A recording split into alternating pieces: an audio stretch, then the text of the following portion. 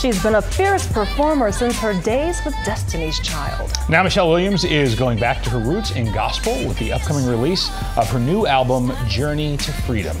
The beautiful and talented Michelle Williams joins us live in studio today. How are you? I'm well. How are y'all this morning? We're excited to see you. Good. I'm excited to be back. You've been to Detroit a couple of times. I have. I was just here last year, so Yeah. I'm excited. Thank y'all for having me again this year. Well, Michelle Williams fans are excited about your new CD, your latest CD, and this is, we were talking about this earlier, this is your third one. What is it about gospel music that really speaks to your heart? It's just in my heart. And it was what I was raised on, I guess. So I don't know if I go back to it because it just feels like home. I don't know, but I mean, for this album, I know that it was a calling.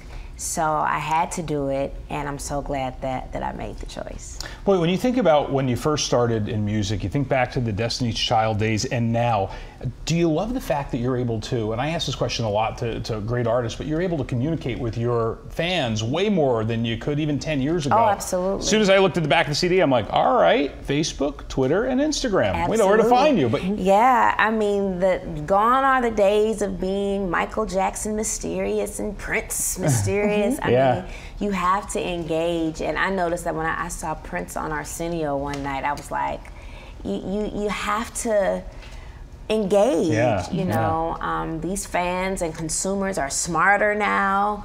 You know, I wouldn't say smarter now. They just have more access. They're smarter than what people think. Yeah. They catch on really quickly to foolishness. So. And that in turn means that there are more demands on you because there's very little downtown now because so many people are plugged in and tuned into Twitter and Facebook, and if you're not tweeting, you're almost like not necessarily as relevant as you could be. Well, and that's unfortunate because, you know, it gives that perception that if you're not on social media, that you're not relevant and you don't have any value if you're not on the blogs every day. It's like, you know, some people might be really working, or, you know, I know when people are on tour, or I know for me, when I was on Broadway for all those months, I'm not in the public eye as much. So it's like, well, what is she doing? Is she okay? But like, I'm working, I do 8 shows a week. So, but because of Twitter and Instagram and my website, I'm able to keep in touch so that you can know whatever I'm doing on any given day. let me ask you this, because I've played so much of your music on pop radio. As an artist, when you do a gospel album, there's still a great deal of pressure, obviously, but probably a different kind of pressure over than some of the get the ad on the radio across the country, then do the promo tour. How does it differ?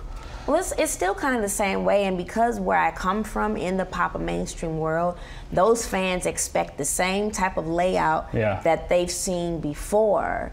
You know, they still expect mainstream presence, and I'm actually thankful for my mainstream platform to be able to promote my album in areas where other gospel artists may not fans be able to. I mean, and I'm here in Detroit here with y'all this morning, so I'm trying to do the same outlets that I would have done had it been a pop album. Sure. And speaking of pop and gospel, gospel has changed a lot over the years. You know, now you will listen to maybe a top 40 station or an R&B station, and Kirk Franklin is on R&B stations. Absolutely. And so the music crosses over.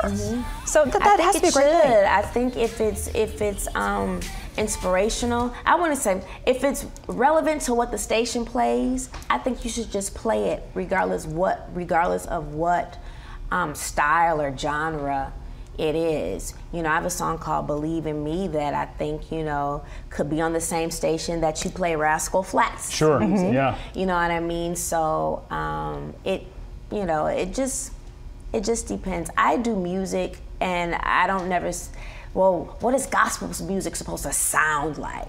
I do what I love to do, and sonically, for this album, I worked with a producer who works with Maroon 5, Chris Brown, and Jennifer Hudson. I'm his first gospel project. So I wanted to be relevant to the ear today, but keep my message inspirational. That's awesome. Our producers are going to kill us, but we're looking at video of you with Destiny's Child. When you look back to those early days and how far all of you have come, what are some of your fondest memories, or the memories that are most ingrained in your mind from that time, from that experience in your life? Well, just that fondest memories is friendship and sisterhood. I mean, as you can see, they played a clip from the Say Yes video that we just shot in May together for my album. And, you know, those are my fondest memories of waking up in the morning, getting on the tour bus or getting on the plane with my sisters, knowing that, okay, we're about to tackle this world, but we did it together. Well, is this out now? No, it's not. When? September 9th. September 9th. Journey to Freedom will be in stores. There it is. It's so nice to have you here today. Thank you so much for having me. I would love to come back.